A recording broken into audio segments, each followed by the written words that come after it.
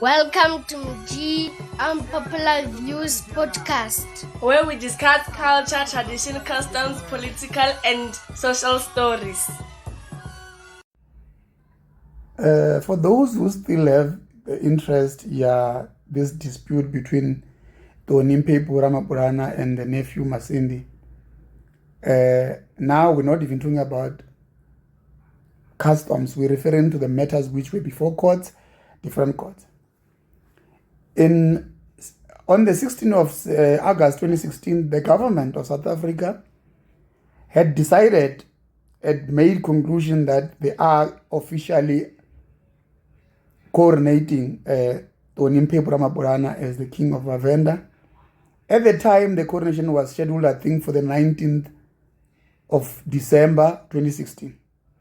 At the time as well, the so-called opposers, which was the Tobere Wuchivase, Tobere Wuchizwelele, Tobere Wu Rabura, Tobere Wumpapuri, had also made a U-turn in saying they do support Toni's kingship as the king of Venda and their king and the king of the whole of Venda. At that particular time, Masindi and her legal team decided to send a letter to the royal family stating their intention to then fight Toni's coronation, citing the fact that Toni's coronation was premature as the matters were still being ventilated. As a result, on the 15th of December 2016, the Toronto High Court had dismissed Masindi's application and has stated that they will only provide the reason later on. Her and her legal team said they were ready to take the matter to the SCA. Indeed, they took the matter to the SCA, the Supreme Court of Appeal. In the Supreme Court of Appeal, Masindi and her legal team, they then alleged that the reason that the government of the ANC with President Zuma at the time was officially recognizing Toni Mphephu Ramabulana because Toni Mphephu Ramabulana was the major shareholder in Jambeu Investment, which controlled the controlling state of the VBS, which Zuma at the time got the loan, which was to pay the non-security related stuff at Inkandla. So she was alleging that between Toni and Zuma, there was some sort of corruption that had happened that resulted in Zuma saying, I will give you the certificate, which was obviously not true. As a result, the SCA looked at those matters and other matters which were brought before them. Then they said, they decided that let the issue go back to the Toronto High Court. They said the issue must be then, the Supreme Court of Appeal referred the dispute back to the Toronto High Court. In that, it happened in April 2019. The SCA agreed that Masindi,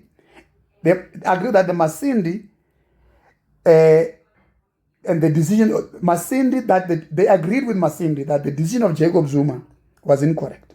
And they also went a step further to say, if the Ramabulana house had pushed her out of the kingship because she was a woman, let that issue be ventilated in the Toronto High Court. They also then said that the Supreme Court of Appeal urged and requested the presidency, the Limpopo Premier at the time, they were directed to say, go look at the customary issues and custom to them and recommend those issues and submit those issues to the High Court. That's what was then requested by the SCA at the time. When we go further, you realize that the court also, the SCA said, let the following issues be ventilated in court. They said, is it possible that a child born before her parents were recognized as a traditional leader, do they qualify to become the successor? The court didn't say they qualify. They said the matter must go back to the High Court so that it can be discussed and be looked at. Does a child who was born before a parent was recognized as a traditional leader qualify to be the successor? And whether in the Vhavenda custom, does the Ndumi qualify to be identified and recognized as a successor? That's what the SCA said at the time. Although at the beginning of that particular backlash, the Mphephu Ramabulana Royal Council initially reacted by saying Masindi would become the queen of the courts at the time. But they later on said they are willing to go look at those matters, and as a result, they are willing to testify and submit the relevant document that supports that yes, Ndumi can, yes, Toni was no longer a Ndumi when he was then identified as a successor because the Mukororo. And Toni, Toni's mother went through the process of Tanur. And they also went on to prove beyond reasonable doubt that Masindi's mother was not married legally and traditionally to the king of the Vhavenda then, which was Dimbanyikaa. Dimbanyikaa at the time didn't have a wife, had not just Masindi's mother, to say the least, but had other girlfriend at the time, and there are other kids, not just her, they just passed away.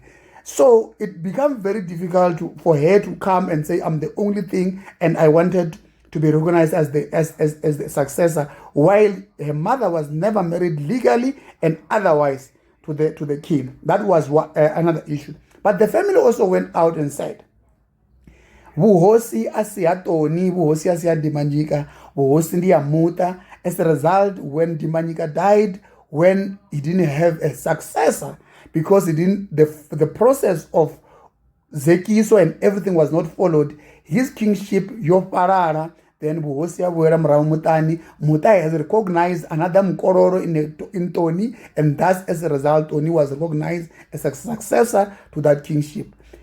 Today in court, the last final argument which were made in court were all about that. Can the Ndumi later on be recognized as a successor? Can a child who was born before the traditional leader was made a king, can she or he be identified as the ruler? That's what was discussed in court. But I hear a lot of people liking to talk about things they don't know. Yes, she can. This is about male hegemony. This is about gender discrimination. And there's no such discussion. The discussion in court are not about male hegemony, are not about gender discrimination, are about, can the Ndumi ascend to the throne?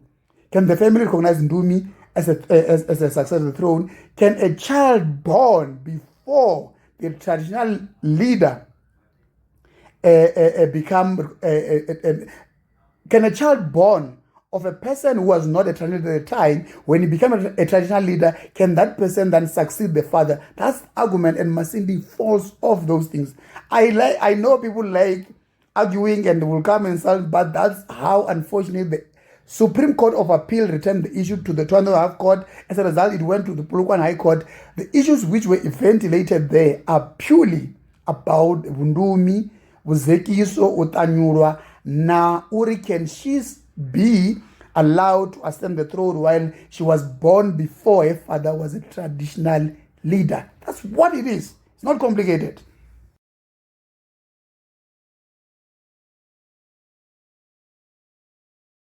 Please subscribe, like, and share.